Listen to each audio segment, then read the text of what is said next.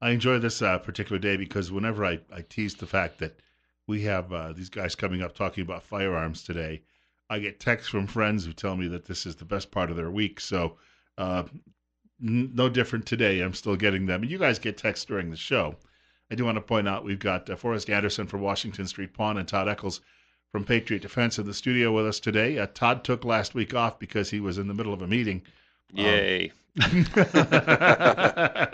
you know, when I have those types of days, that's the only time. I'm not a gambler, but that's the only type of day I go down to I go down to Castle Corner and say, "Give me a ticket, please," because I'm thinking that way I can avoid any future meetings. I don't have to go. I was thinking about you guys. I think I sent you some messages like, man, this is so much fun. I'd rather be there. We did mention that. Did you? We mentioned that on the air. We wanted a couple of quick things because I know you both have some announcements and things you wanted to make. We might as well do that early in the program, and not anything bad, by the way. We should point out. Well, yours is going to be first, so we'll let you hit yours up. Well, we have a couple of trap shoots. Todd's got one, a fundraiser for Xavier Charter School coming up November 9th, and he'll talk about that. We have one out at Murtaugh. We do this every year. We've done it for like 20 years. It's the Murtaugh Scout Trap Shoot. It's November 4th on the south side of Murtaugh Lake, just right by Murtaugh Lake Park. We do a trap shoot. You'll do everything from Annie Oakley's. It's kind of a little bit of a custom deal. You know, it's not going to be like going out to the trap club. We're going to guns, a whole bunch of stuff we're going to be giving away. They have kids shoots, they have women's shoots, and they have a ton of prizes. So come out November 4th out to the south side of Murtaugh Lake. They usually start about 9 and have a great day of shooting trap with a bunch of guys. It's funny because you'll see old guys, old farmers out there with their old Model 12 just smoking some of these like trap shooters with all their fancy gear, and then you'll see some of these trap shooters fancy gear smoking everybody else. You'll see the kids step up, and it's just a great time. You know, I've got one coming up too here, and I'm just checking something here because I've got two pieces of paper, and they've each got different dates on them. So I'm going to say, I don't know when it is now. Maybe you got to average them. Maybe. I'm looking here. That one's the 9th. I'm going to say that it's going to be in November. It's going to be the Twin Falls Gun Club, and it's to help like Xavier Charter School has a trap and skeet team. They do that Sunday afternoons, right? That would be the 9th, right? This is actually going to be, I think it's going to be on the 5th. Do you have a calendar in front of you? What day is the 5th, November 5th on? The 9th is on. The 9th is a what? Is a Saturday. The 9th is a Saturday. We're going to go with November 9th. That's what I'm going to. Someone will correct us. Someone will correct me. We're going to go with November 9th.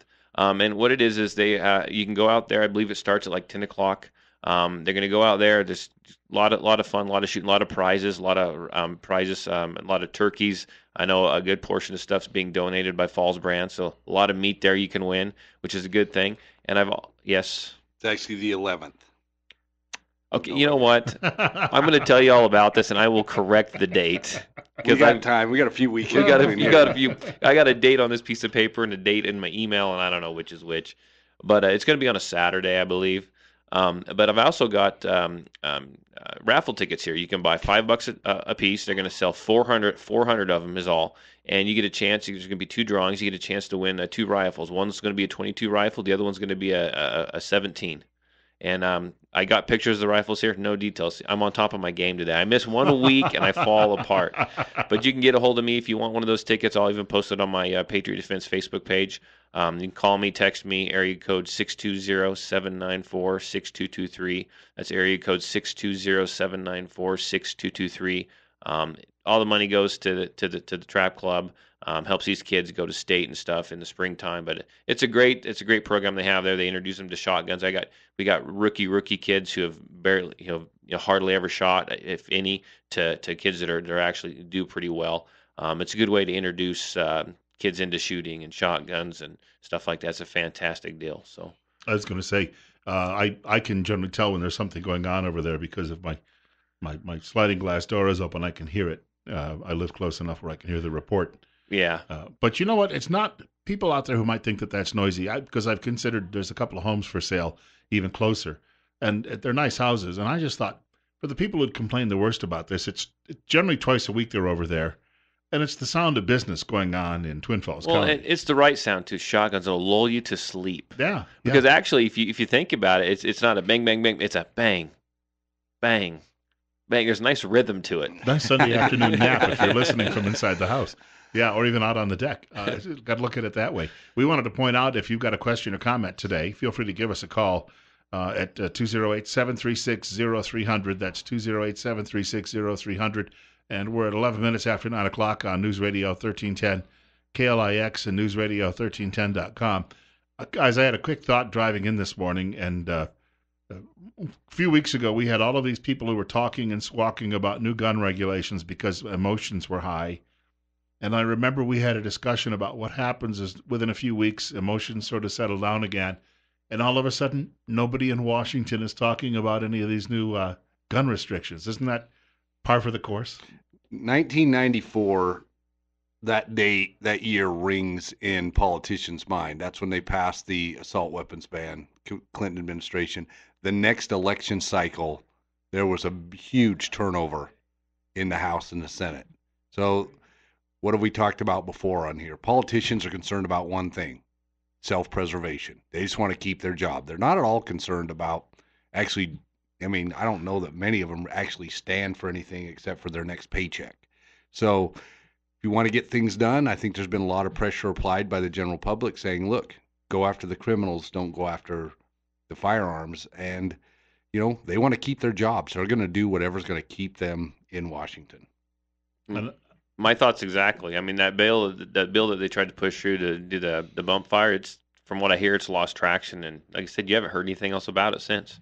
I read a great piece about this the other day where the guy pointed out all the bump stock does is it uses your recoil. You still have to keep your finger. You've mentioned this for us. You got to keep your finger on the trigger, and you got to try to maintain that grip while this thing. But you're using the recoil to fire and fire and fire. Yep. Inaccurate. He seconded what you were talking about a few weeks ago on all of this, but he also said there are numerous ways you can do this even without a bump stock. And he said the real question here is if they want to address this particular shooting in Vegas, it's the fact that it was done from such a high height. So deal with the fact that the security was poor and that this guy got away with that. That's if he hadn't had that perch, this thing wouldn't have turned out like it did. And so again, we're focusing in this writer's view on the wrong thing as usual. I think people are crazy. People are going to do crazy things. I wrote a little blurb about this, and it basically addressed the fact that we can't control everything, and those on the far left would love to try to control the way people think and what people do, but you're never going to be able to do that. And with freedoms come some risks. Yeah. I mean, we live in a free society. You don't want everything controlled. And just like you just said, with freedom comes risk. So free society comes with a little bit of inherent risk. But there's a bigger risk to not being free, and we've seen that. I mean, look at the Chinese rebellion. Look at Russia. Look at communism. How many tens of millions of people government has killed in the sake of, we're going to keep you safe. We're going to make sure everybody has a job. We're going to make sure you end up with crappy food, crappy jobs. And if you don't comply, you disappear. That's the way it works. And the left would love to see that until that comes to fruition. Then you've created a monster you can't control. Yeah. I was also thinking the last couple of weeks, we've heard so many strange things about this investigation. We better wait until we get all the details in place before we have a knee-jerk reaction, because I'm not a big conspiracy theorist, but there's so many loose ends here. If we go running willy-nilly into something and then find out later this was a setup, then people who actually own firearms aren't going to be very happy. Yeah, and new stuff pops up on this case every single week. You got his house getting broke into. Now you got a missing hard drive. Now you got his brother being arrested. Now, there's stuff popped up all week, every week. And you've got one of the security guard that goes out of the country. I mean, there's just all kinds of weird stuff happening. And I did some listening to all the different audio. I hate to say this, but the New York Times did a pretty good timeline breakdown of this. Several different cameras, camera phones in the shot. And to tell you about why bump fire is not a good idea, you can hear this guy's weapons getting sluggish. Most civilian weapons are not built for full auto fire. Right. And these guns get hot, and when they get hot, they lose their lubrication. When they lose their lubrication, they quit working. And you can hear some lulls in there. You can hear these guys' guns breaking down and quit running. Well, we had enough of them up there. Well, yeah, that's how he compensated Yeah. for that. But, bump fire is just built for that scenario where you have a group of people, you're elevated above them, and you can just spray randomly because you can't be accurate. It would not be a good defense weapon. It would not be a good, reliable way to use your firearm. The Kennedy assassination's back in the news the last couple of days, and there you go. There was a guy again who had a high perch who was shooting down. Now, if he had chosen, and these are just single shots, but he's a trained marksman. If he had stayed up there and just decided to start shooting into the crowd, he might have taken out 50 or 60 people, and there would have been no need for automatic fire. Again, it was because of his elevation. Well, how many people did that? I forget the guy's name. The guy down in Texas take out when he went up in the clock tower, was it? Yep. I mean, 20. and he was shooting a bolt action hunting rifle. So I mean, he got the elevated position, and that's what did it. Mm-hmm. So maybe we need to outlaw heights. There you go. Ladders. I don't like ladders. I don't like heights even. They're only bad if you fall off it. I don't know. I just look at this as it's an obvious tragedy what happened, and it's just blows my mind that there's people out there that are so evil, that are so messed up that, and it tells you that economic status has nothing to do with it. This guy was a wealthy man. Oh yeah. He had everything. He had the American dream, what we all strive for. He was in his early 60s. He had lots of money to retire and travel and do whatever he wanted to do, but instead he chose to use that to do this. And we're lucky, I shouldn't say that. We're fortunate he decided he didn't want to use his planes for the same purpose, because if he flew one of his planes into a crowd of 22,000 people, it could have been much, much, much worse. Yeah. He brought a plane in, and if you crashed into that crowd, there'd be hundreds dead. Yeah. As far as that. And again, we're not talking about airplane control at this stage when it comes to that. We got about a minute before the break. I do want to ask you guys your contact information too. You can get a hold of me. You can call me. You can text me at area code 620-794-6223. That's area code 620-794-6223. I do have a class coming up on November 11th. I still got plenty of room in there. I am getting a few calls every day, so if you're interested, get a hold of me. You can call me or text me at that number. You can find me on Facebook under Patriot Defense. Like the page, and you can keep tracking me there. You can even shoot me a message there if you like. Forrest Anderson, Washington Street Pond, 321 Washington Street. We're 3 blocks south of Addison on Washington. You can find us on Facebook under Washington Street Pond, where you can stop by and pick up one of Todd's cards. I've got a stack of them there. Also, give us a call, 208-735-0012. We'll talk a little bit more about training and merchandise, too, in a few minutes. We're at 20 minutes after 9 o'clock at 43. 43 the temperature, I should point out. Bill Colley with you as well on Top Story this morning on News Radio 1310 KLIX and newsradio1310.com.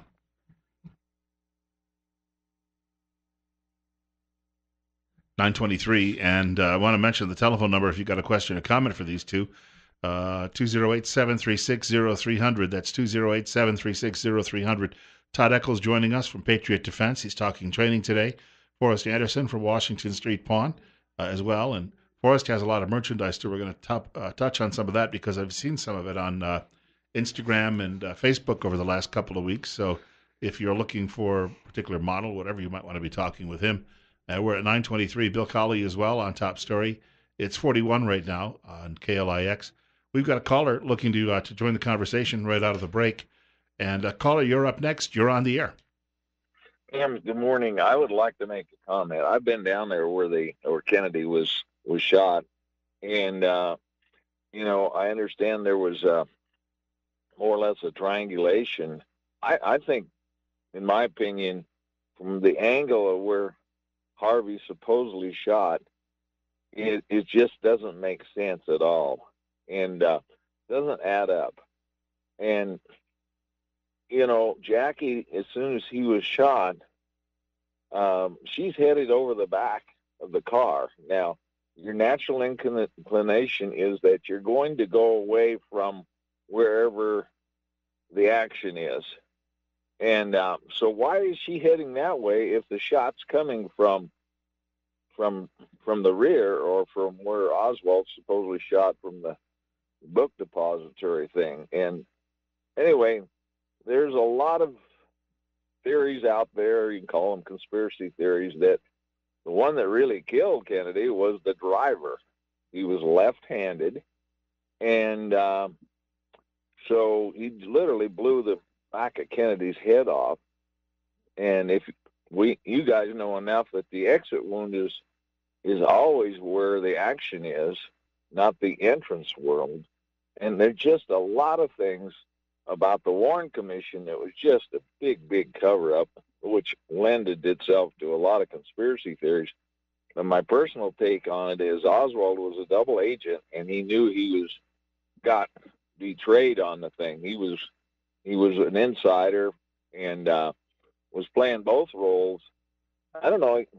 You guys want to discuss that at all, but it's kind of interesting how that situation is working. I will throw in this. We're going to move on to cut to a couple of other things, but I will point this out. If you're in an enclosed area like that, and there were, it sort of was like a bit of a depression in the ground where the highway was there, and then some tall buildings. You guys have fired a lot more firearms than I have. The toughest thing about this is just the confusion caused by all the echoing. Yeah, you've got sirens, and you've got people cheering, and you've got guns going off, and you've got that report coming off other buildings. He was shooting a 6.5 caliber bullet, which is a very long, thin bullet. Those 160 grain round nose 6.5 German Carcanos, rifle, right? No, Italian rifle. Italian surplus, and they actually have a bad reputation for accuracy. People say, well, they're not very accurate. Well, I own one. The Italians made their 6.5 caliber rifle with a .268 bore. Everybody else in the world made theirs with a .264 bore. So when you shoot, let's say you shoot reloaded bullets and you bought a standard 6.5 bullet, it's going to be a .264. And a lot of the ammo manufacturers put .264 bullets in the 6.5 Carcano case. Problem is, you've got a bullet that's a little bit smaller diameter than bore, so it'll get down there and it'll be relatively in the ballpark, but it won't be accurate. However, if you shoot the 168 grain round nose with the .268 diameter, which that gun was designed to shoot, they are very accurate. And I have actually duplicated shots. People say, well, you couldn't make that shot. He wasn't very far away. It's actually a pretty easy shot with some experience. It was about 6-7 floors up. Yeah, those rifles have no recoil, basically, when you compare them to other battle rifles of the era. Very low recoil, very accurate, very quick. It's a really short throw on that action. And that's an easy shot to make. And the other people have talked about, well, that bullet did too much penetration. One of the best African hunters used a 6.5 Swede to kill almost 100 elephants. Why? Because that bullet has what they call linear density. It's not very big around, but it's very long. So all your weight is stacked up behind one small point. So it penetrates like crazy. And it's easily, if you know anything about ballistics, what happened there is easily done with one man with a gun shooting from a window. We're going to take a break in about a minute or so. Speaking of firearms and different models, Todd was bringing up a comment on a break about looking for a particular, because you do some running now. I do. Marathon running and the like, looking for something to carry while you're actually out on the trail. Yeah, I thought we could, I don't know if we have time now to do after the break, but I got need some suggestions. Do we have time now, or do you want to? Well, just mention that you were looking at something. We'll find out what we can get from people after the break. I'm looking for some kind of revolver, lightweight revolver. I'm going to be running through the mountains up north. I got a couple races I'm going to do up there. They're each right around 50, 55K. So this is going to have to pack this thing with me for 30, 40 miles. So I want it to, be light. I've already got a holster that I can use for it. So I'm thinking caliber, 357, 44. I mean, not that I'm going to get attacked by a bear, but they're out there. And just something real lightweight, like a revolver. I'm thinking some kind of snub nose. So if you got any suggestions for me, feel free to call in and let me know. I just was reading the other day where the outdoor writer from over in Idaho Falls, I think his name is Smokey Merkley, he said that he went out deer hunting the other day, didn't see any deer, but he did encounter a moose. That's another thing you have to worry about on those trails. Moose. We'll take a short break. I want to point out Todd Eccles from Patriot Defense, and we've got Forrest Anderson from Washington Street Pawn, and Bill Colley in studio this morning until 10 o'clock on News Radio 1310 KLIX and newsradio1310.com. Forrest has been coming up with some ideas online for Todd while we've been sitting here. And as I've listened to Forrest, I've been typing them in and looking at the Google images. Forrest just wants me to spend lots of money. But I'll tell you what, that platform, if you will, Smith & Wesson platform is pretty impressive. Oh, good revolvers. I mean, I'm not a revolver guy, but man, those you got to love the Smith triggers. They make some of the best triggers in those revolvers. But the ones with the 4-inch, that's more difficult to handle, right? But yeah, longer barrels actually, if you're going to be shooting it for fun, that's a much better premise to buy. I love 4-inch revolvers. They look better too. They look cool. But for carrying, you've got 2 extra inches of barrel hanging out there. So yeah. If you're running as well. Yeah, exactly. I'm the crazy guy that's going to be running with it. We have a caller. Caller, you're up next. We want to point out, by the way, that we've got Todd Eccles from Patriot Defense, Forrest Anderson from Washington Street Pawn, Bill Colley. We're all on the air right now until 10 o'clock on News Radio 1310 KLIX and newsradio1310.com. Now, I've got that business out of the way. Caller, go ahead. Todd, it sounds to me like you're just trying to figure out how to buy a new gun. Well, I think you've got lots of them. I give this kind of excuse to my wife all the time that I need it for a certain event or something like that. But I think you just need to pick one. You know more about guns than anybody else. I got quite a few. I normally like more full size type guns, and I'm not going to run with a full size type gun. So I need a smaller gun. But you're right. It's an excuse to buy another gun. I would take one with me anyway, but I'm thinking revolver, something bigger caliber.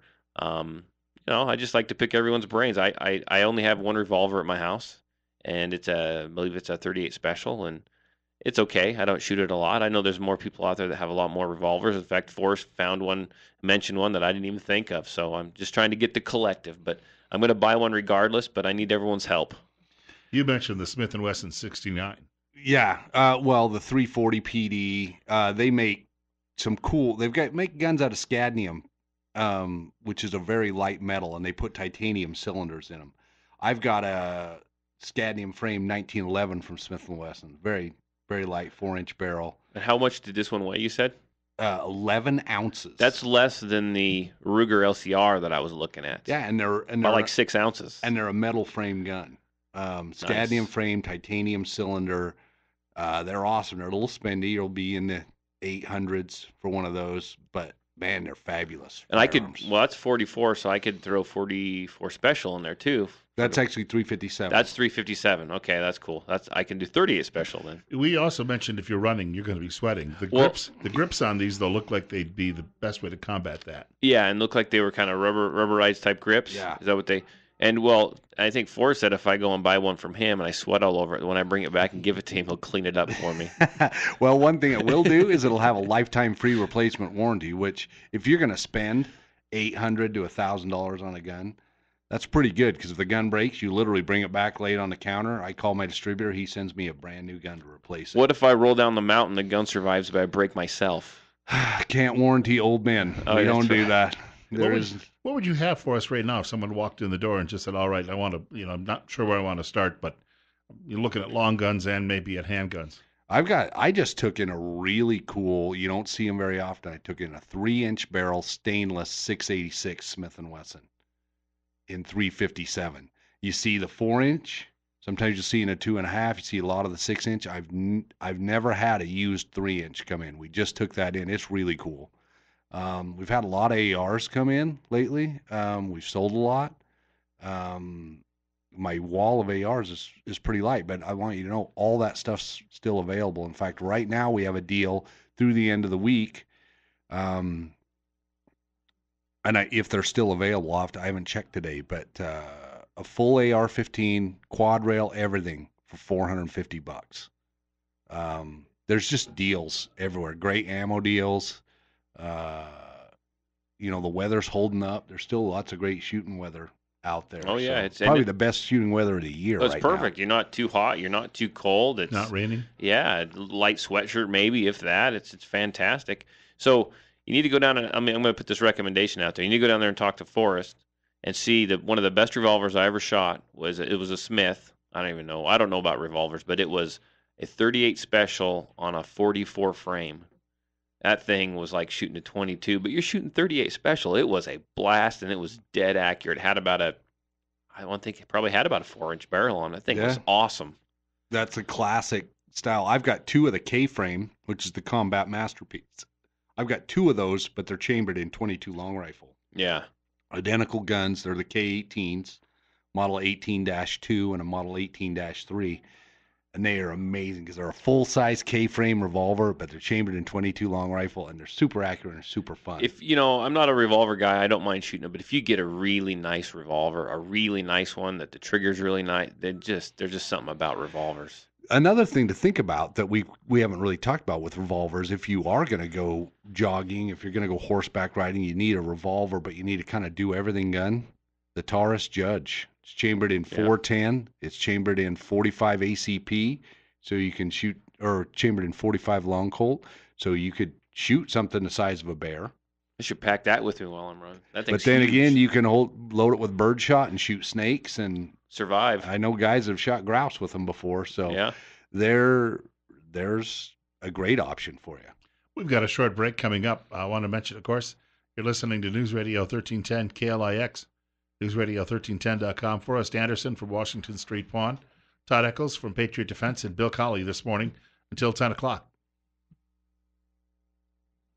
Todd Eccles from Patriot Defense, and we've got Forrest Anderson from Washington Street Pawn and Bill Colley on News Radio 1310 KLIX and newsradio1310.com. Coming up at 9:44, it's 44. We want to point out telephone number 208-736-0300. I have not yet asked Todd. I just realized 40 minutes into the show today, we haven't mentioned you've got a class coming up. I do. My next class is on November 11th. Get a hold of me, call me, text me, area code 620-794-6223. That's area code 620-794-6223. I got plenty of spots left. Get a hold of me. We can get you in there. That's an Idaho Enhanced Permit class. So, do that. Find my Facebook page under Patriot Defense. Like that page, and I'll keep you guys updated there as well. We've got another caller. Caller, you're up next. You're on the air on KLIX. Yeah. Hey, I'm going to be a little cynical here. This guy that's going to do all this running in the forest, what he needs is a good junkyard dog to run with him. And I know most all the wild creatures in Idaho is scared of dogs, so he shouldn't have to worry about a gun. But if he wants to carry a gun, why don't he just get a gun with snake load? And that'll work real well. I've been hunting for some, 60 years in the forest, and yesterday was the first time I ever saw a lion out in the daytime, so I don't think he's got anything to be about. Just get yourself a good dog, and he'll take care of the rest of the critters. Thank you. They don't allow dogs on the race. I checked. Oh, I was going to say you get a big Mastiff, about 150 pounds, take him along. But, and I understand, and I appreciate the call. I appreciate his advice, but he's missing the big picture here. I just want a new gun, too. The first caller kind of hit the nail right on the head. Point me in the direction of a gun I could tell my wife that I need to buy. Yeah, it's honey, if you love me, you'll want me to be safe. And if you want me to be safe, I'm going to need a new gun. I've been great argument. I've been carrying a little Shield 45 with me, the last almost year whenever I go running. I've haven't ever had to draw it or use it for anything like that, but it's there. And I'm going to go where there's more trees up in the mountains. I figure I need to go up in caliber. Well, we should talk about also just, most of these small semi-autos have about a 6 or 7 round capacity. The carry revolvers usually have about the same as well. Most of them will hold 5 to 7 rounds. I mean, wheel guns have ultimate reliability.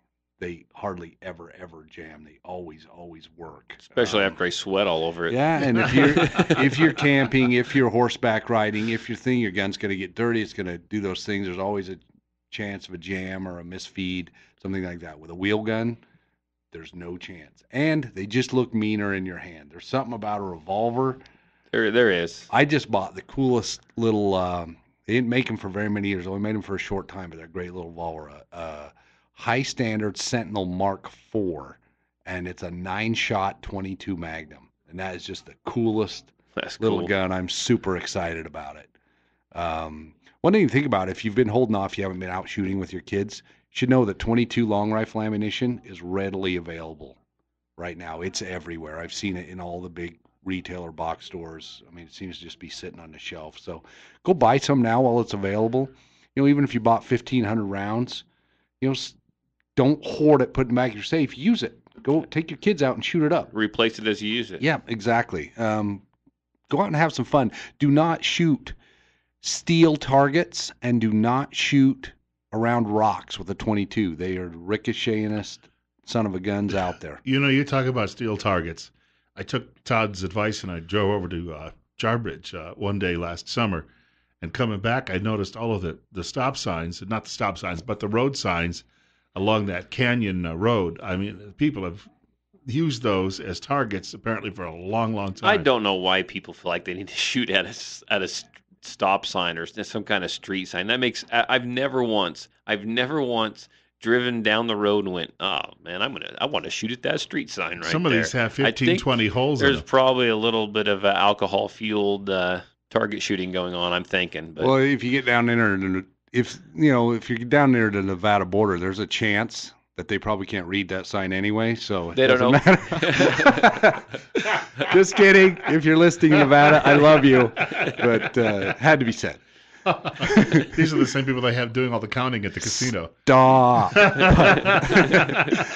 No, that is one thing, shooters, we have responsibility. We always talk about gun rights and Second Amendment and this and that, but, rights, responsibilities, it's that balance. Don't leave your targets laying out in the desert. Don't leave that crap out there, because then when the people who are like maybe on the fence about shooting, they go out and they want to take their kids on a bike ride or something and they see all that trash out there, then they're like, see, this is why we shouldn't have guns. Not necessarily they don't like guns, just because they think gun owners are trash people. Even if you show up and somebody's left their targets, throw them in the back of your truck too, and be responsible for the other person. I mean, I know we don't encourage that, but let's keep the area clean. I joined because I got my scouts and stuff that I like to drive around, but I joined the Southern Idaho Off-Road Club, and once a year they go out and they'll help clean up across the canyon.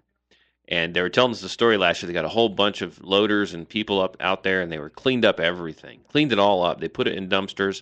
They were making one last trek down the dirt road there to pick up any bags or anything that anyone might have missed. And they saw some people out there shooting.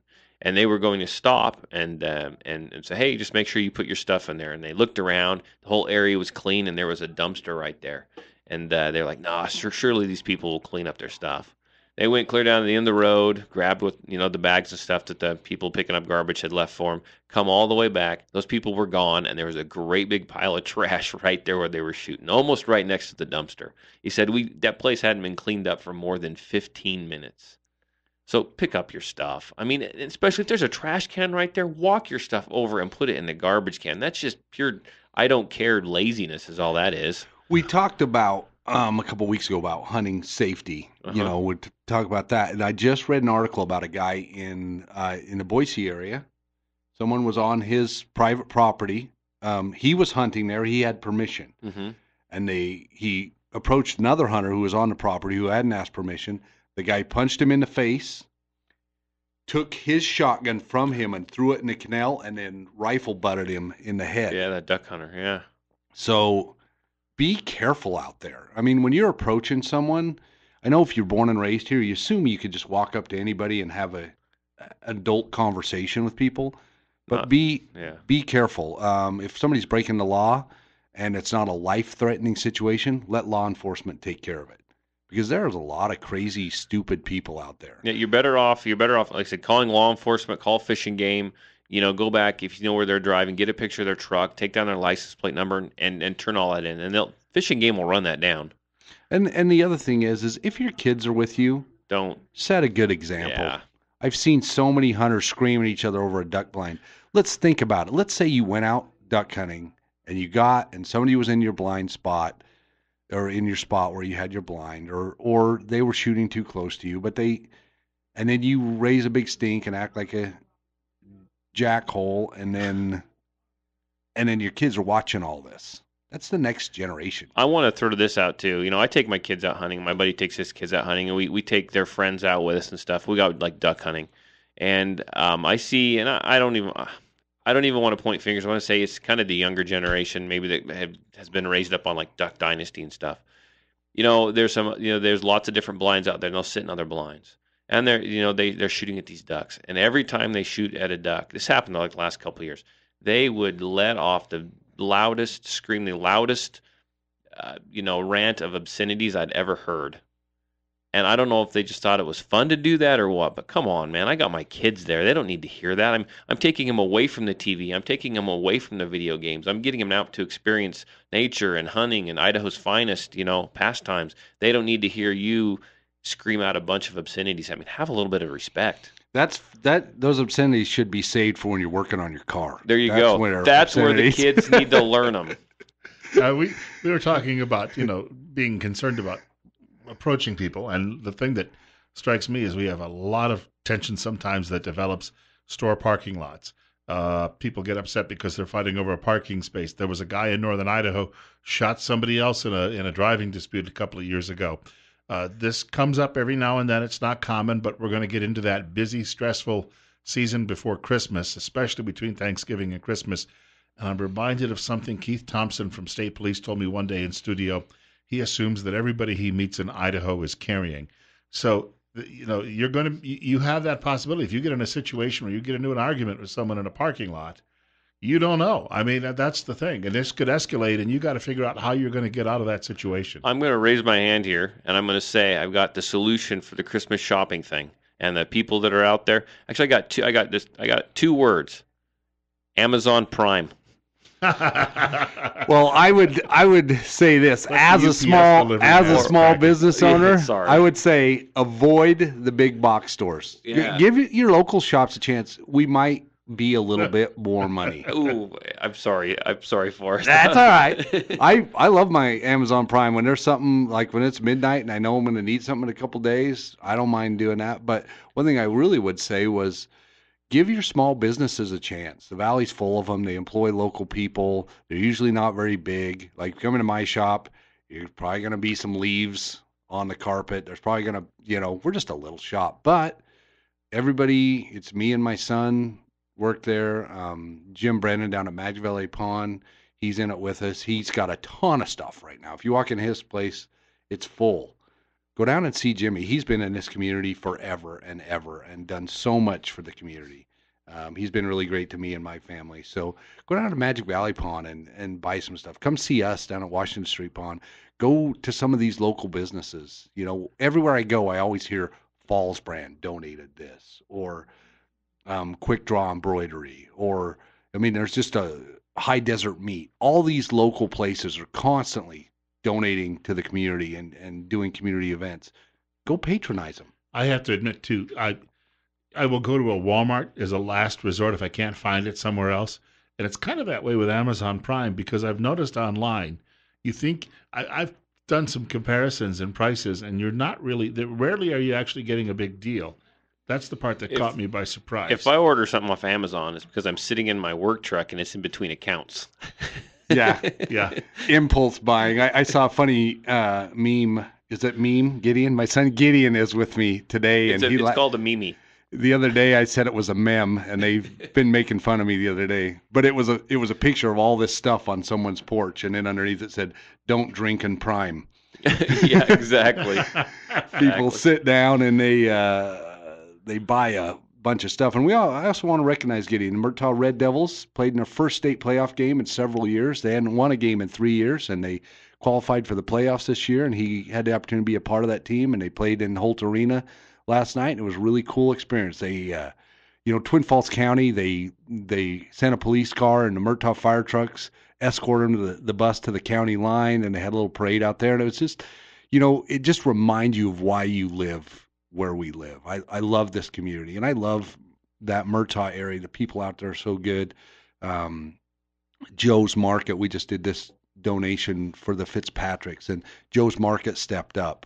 Mickey out there, and then Brad at True Value Hardware. I don't know, that store is the heart and soul of that community. If you're ever looking for ammo you can't find anywhere else, go out there and see Brad. He's probably got it. He's got the best fishing stuff in town. So. And the last couple of times you mentioned him, there's been a run on his shot too as well. So in fact, I've had people say I got there Saturday morning and it was gone. Well, he's just a good man. You know, this community is full of good people. You know, you think about Todd. Every time I call Todd here at Patriot Defense, so we donate some guns and things. We just did one for the hospital, and I called him. I said, "Hey, would you be willing to donate a concealed weapons class?" He didn't even hesitate. He's like, "Yeah, absolutely." The people here are just so willing to get in and be a part. And I mean, it's just an inspiration. Yesterday was so cool to see that little community come together and do what it always does. And that's the right thing. Got to ask you guys quickly. We got about 30 seconds. Contact information. Yeah, you can text me. You can call me. Area code 620-794-6223. Find me on Facebook under Patriot Defense. Like it, comment, message me there. My next class is November 11th. Washington Street Pond, 208-735-0012. Want to remind everyone, if you're looking for something to do on Halloween, I'll be at Elevation DJing this Saturday night. We have a big Halloween party at Elevation 486. Load up your girlfriend and her friend, or whatever your situation is. Bring that special someone. Come on down and let's have a big party at Elevation. I don't know. That's a long walk. 9:58. Want to thank these guys. We'll talk to them again next week. God willing, the creek don't rise. I'll be back on Monday morning between 8 and 10 o'clock right here on News Radio 1310 KLIX and newsradio1310.com. We're at 42, and Rush Limbaugh's program is up following the news at 10 o'clock from Fox.